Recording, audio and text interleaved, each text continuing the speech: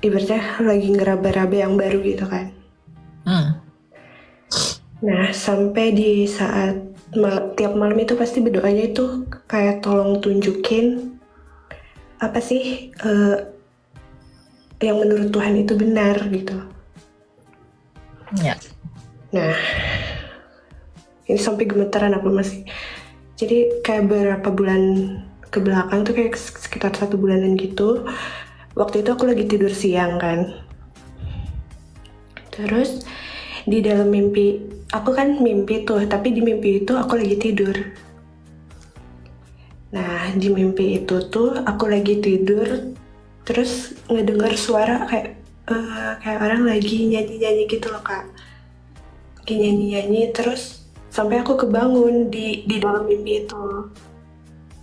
Kebangun terus aku nyari suaranya, aku cari suara itu sampai akhirnya nemu kayak awalnya tuh kayak cahaya lilin gitu.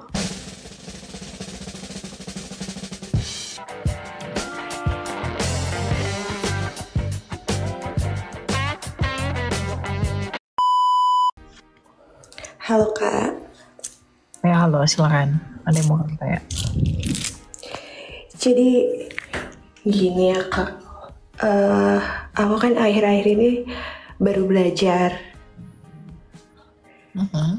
Ya sebelumnya dari agama yang sebelumnya. Nah, di proses ini tuh kayak goyang banget lah ya, kayak bingung kan. Ibaratnya lagi ngeraba-raba yang baru gitu kan. Nah, sampai di saat tiap malam itu pasti berdoanya itu kayak tolong tunjukin apa sih yang menurut Tuhan itu benar gitu. Ya. Nah, ini sampai gemetaran aku masih. Jadi kayak beberapa bulan ke belakang tuh kayak sekitar 1 bulanan gitu. Waktu itu aku lagi tidur siang kan. Terus di dalam mimpi, aku kan mimpi tuh, tapi di mimpi itu aku lagi tidur. Nah, di mimpi itu tuh aku lagi tidur, terus ngedengar suara kayak orang lagi nyanyi-nyanyi gitu loh kak. Lagi nyanyi-nyanyi terus sampai aku kebangun di dalam mimpi itu. Kebangun terus aku nyari suaranya, aku cari suara itu sampai akhirnya nemu kayak awalnya tuh kayak cahaya lilin gitu.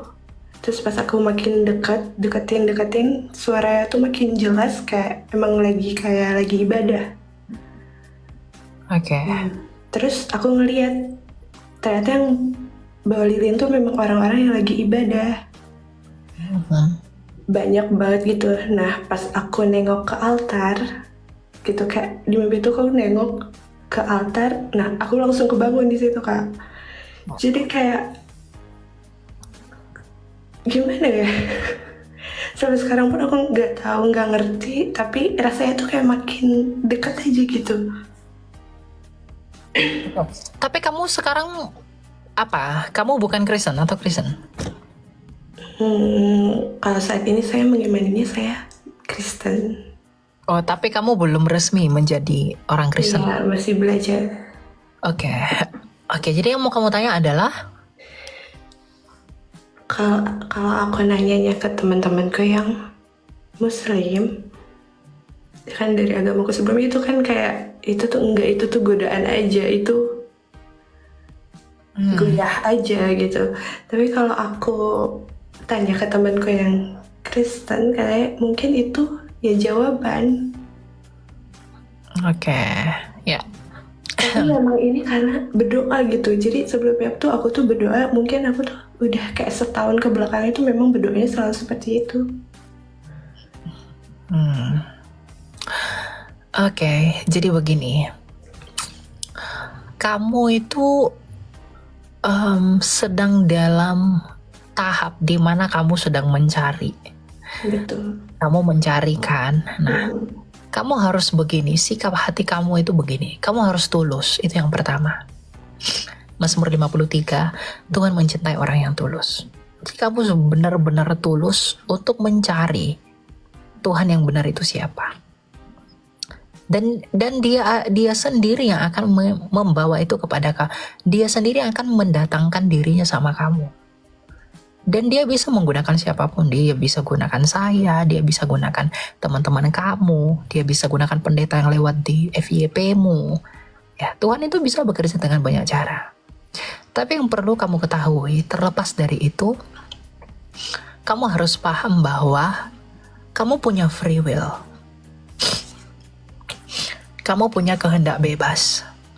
Yang dengan kehendak bebasmu itu kamu dapat menimbang, mengapakah aku harus bertuhan? Dan kamu tanyakan pada hati nuranimu, mengapa sih aku harus bertuhan?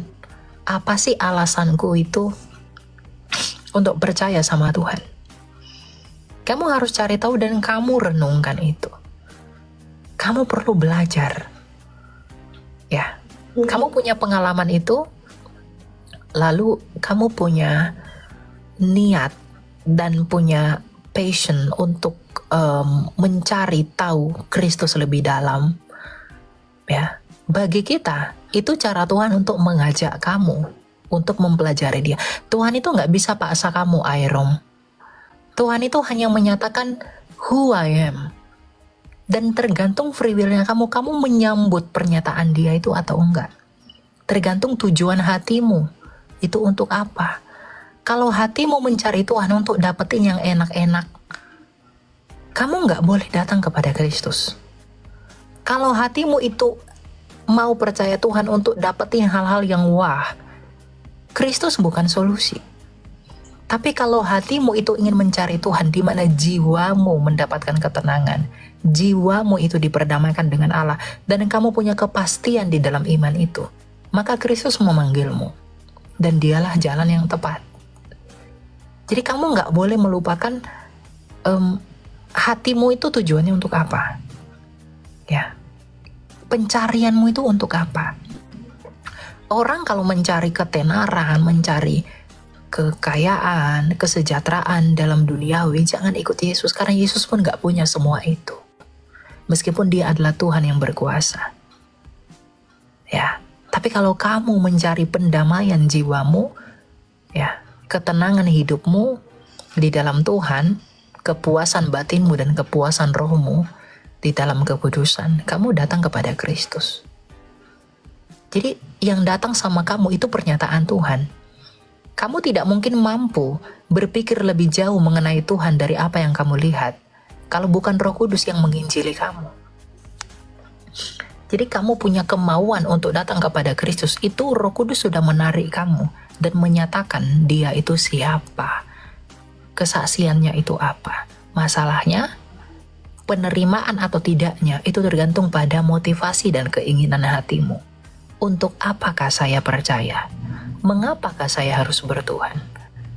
Sekalipun Roh Kudus telah menginjili kamu dan memberikan kamu penglihatan dan kesaksian sebagaimana yang kamu ceritakan itu, tapi hatimu mencari yang bertolak belakang dengan apa yang Kristus kehendaki, kamu tidak akan masuk.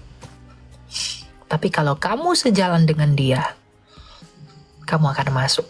Oleh karena bukan paksaan Allah, tapi karena kerelaan hatimu.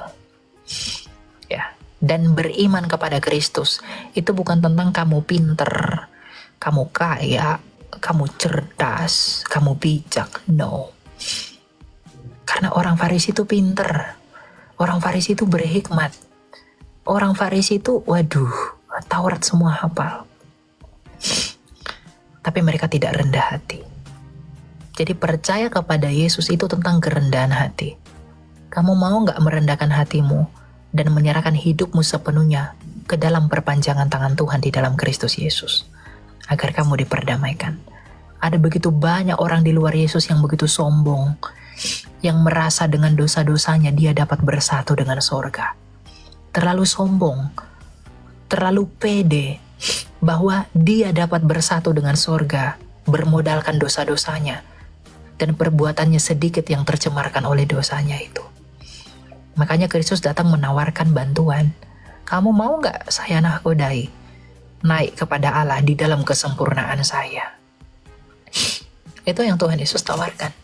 Jadi saran saya sama kamu adalah, Kamu harus punya kontemplasi pribadi di dalam hatimu, agar hatimu mengeluarkan kerelaan dari keinginanmu. Kamu percaya Tuhan itu untuk apa? Kamu mencari Tuhan itu what for?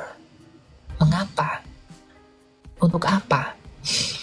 Kalau kamu memang cari Tuhan, itu untuk mendamaikan jiwamu, keselamatanmu yang pasti, dan kehidupanmu setelah di dunia ini, maka Kristus adalah solusinya.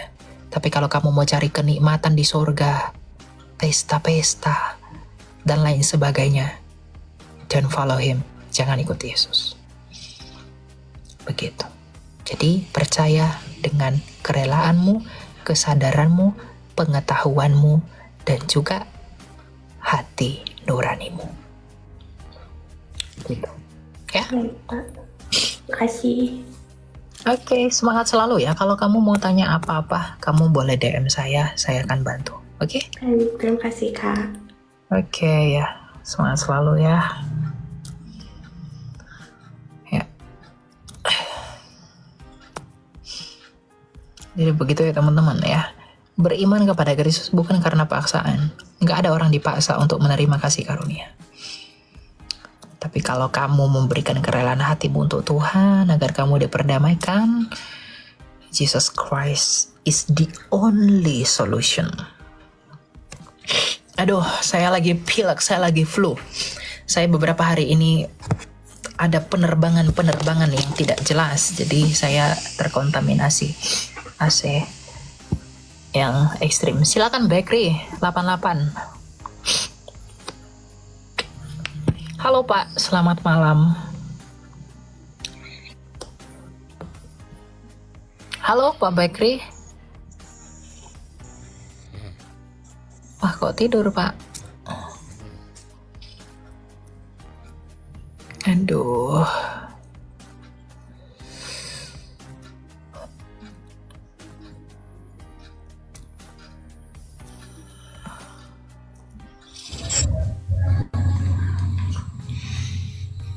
Silakan Shalom. Pak. SHG, shalom.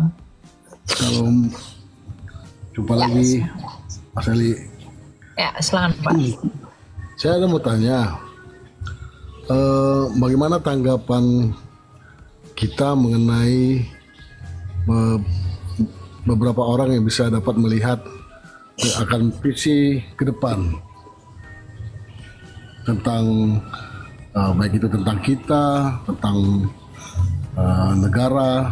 Tanggapan Anda seperti apa? Kalau peramal-peramal itu jangan dipercaya Pak. Tapi kalau yang bernubuat mengatasnamakan Tuhan itu boleh dipercaya, tapi itu pun perlu diuji. Ya, jadi kalau ada yang meramal masa depanmu akan begini, ya masa depanmu akan seperti ini, jangan percaya. Saya karena orang kampung tuh banyak yang ramal-ramal saya. Mereka bilang begini, Elia ini nanti akan jadi orang besar. Dia akan jadi orang yang sangat besar. Dan jangan khawatir, dia akan menjadi perpanjangan tangan bla bla bla segala macam. Saya optimis di dalam hal itu oleh karena Tuhan, bukan oleh karena ramalan itu. Tapi di sisi lain juga ada yang meramal, oh Elia itu bentar lagi mati. Kenapa? Oh Elia itu begini. Ya. Silahkan ramal-ramal yang kata, tapi bukan ramalan itu yang mendasari kita beriman.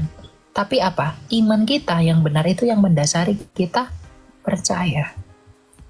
Gitu. Jadi bagaimana tanggapan kita tentang orang yang meramal? Ingat Pak, Saul itu mati di dalam satu Tawari. Dihukum mati Tuhan karena apa? Dia menanyakan roh-roh dan peramal-peramal. Jadi kalau kita percaya peramal, hati-hati, Tuhan hukum mati sama seperti Saul dihukum mati. Jangan cemar dirimu dengan berhala. Gitu ya. Ya, tapi kan mungkin Mas Elia ini pernah dengar kan beberapa dari hamba-hamba Tuhan ya kan, yang sekarang yang sedang ya sudah lama ya, sudah fenomenal ya mengenai negara kita gitu loh. Mungkin Anda tahu lah siapa itu. dari kita. Saya tidak tahu Pak, saya tidak mau, tidak terlalu tertarik mengikuti begitu. Ya tapi kalau ada pendeta, ya Pak ya, ada pendeta, lalu dia bernubuat demi nama Tuhan, tapi sekali aja nggak terjadi, jangan percaya dia lagi. Tapi selama ini terjadi gitu loh.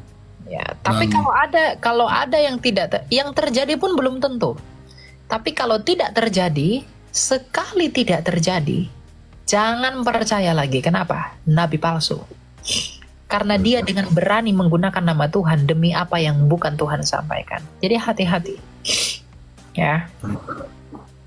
Dan itu perlu diuji gitu ya. Harus diuji. Ya, 2 Timotius 3 ayat 16 ya, semua harus diuji. Ya, firman Tuhan yang menguji semua.